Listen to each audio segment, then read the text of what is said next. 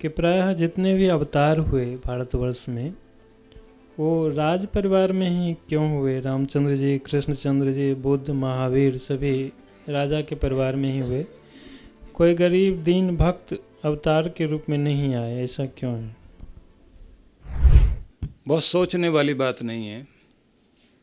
समृद्धि के शिखर पर पहुंचकर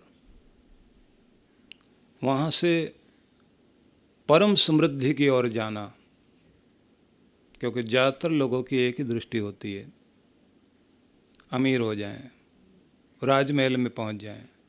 राजमहल के बाद भी कुछ हो सकता है। अगर इसको जानना है तो बुद्ध को जानिए। राजमहल में पहुंचने के बाद भी अगर कुछ हो सकता है तो महावीर स्वामी को देखिए, जो समृद्धि के शिखर पर बैठने के बाद ये कहते हैं यहाँ कुछ भी नहीं है, जो कुछ है वो अपने आनंद में है, शांति में, संपूर्णता में है। इसलिए उन्होंने राजमहल से राजमार्ग नहीं पकड़ा, जंगल का मार्ग पकड़ा। बुद्ध से जब पूछा गया कि समाधि में क्या पाया आपने, उन्होंने कहा कुछ भी नहीं, खोया ही खोया है। क्या खोया? फालतूपन। जो जिंदगी में फालतू था वो खो दिया और जो कीमती था वो प्राप्त कर लिया, वो बचा लिया। इसलिए अगर आप ये जानना चाहते हैं कि भगवान राम महलों में थे, महलों से वन में चले गए, उनके चेहरे पर कोई शिकन थी राजमहल में राजगद्दी पर बैठते हुए या वन की तरफ जाते हुए, कहीं भी रहे एक ही दृष्टि कि तुम्हारे उठने बैठने से ऊंची गद्दी पर बैठ जाओ या घास पर, राजमहल में बैठ जाओ या झोंपड़ी में, तुम्हारे उठने बैठने से तुम्हारे अंदर दीनता नहीं आनी चाहिए। राजमहल तुम्हें दीनहीनता से ऊपर उठा दे और जंगल तुम्हें दीनहीन कर दे, तुम्हारी समृद्धि तुम्हारे अंदर रहनी चाहिए। राम जी ने दर्शा दिया। ज्यादातर लोग एक ही लक्ष्य प्राप्त कर रहे हैं, पैसा, समृद्धि, धन दौलत, जमीन जायदाद, राजमहल। सारे अवतार यहाँ से शुरुआत करते हैं कि समृद्धि के शिखर से आगे जो है वो ज़्यादा कीमती है, वो है आनंद का मार्ग, शांति का मार्ग। इसलिए वो वहीं से शुरुआत करते हैं जहाँ हम अंत करते हैं।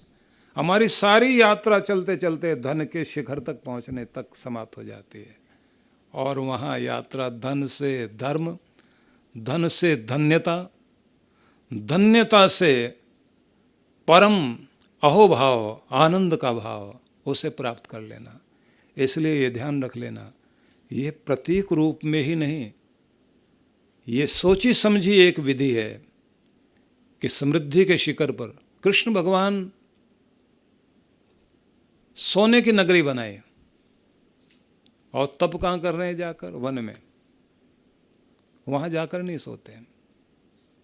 फर्क नहीं पड़ता कि राजमहल में और जंगल में कोई फर्क है, फर्क अंदर पड़ना चाहिए। अगर आपके अंदर आनंद है तो राजमहल में और जंगल में कोई फर्क नहीं पड़ जाता। ये हमारी सोच है। इसलिए जब आपने पूछा है, आपकी सोच अच्छी है, आप पूछना चाहते हैं, आप ये भी पूछ सकते हैं कि सारे तीर्थंकर या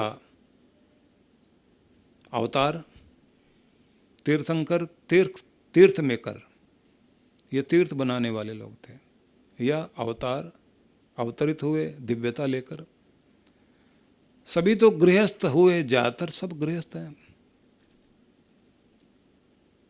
ब्रह्मचारी रहते तो ज़्यादा अच्छा था। हनुमान जी संपूर्ण अवतार नहीं है, वो ब्रह्मचारी हैं। तो ये भी एक प्रश्न हो सकता है, और पूछने वालों का क्या जाता हो, तो कुछ भी पूछ लेते हैं, वो तो किसी भी तरह से प्रश्न करते हैं। और पहले से अगर सोच समझ के प्रश्न करें या बता के करें, फिर वो ऐसा स्वाभाविक उत्तर भी नहीं आएगा, ये तो अनायास ही आता है।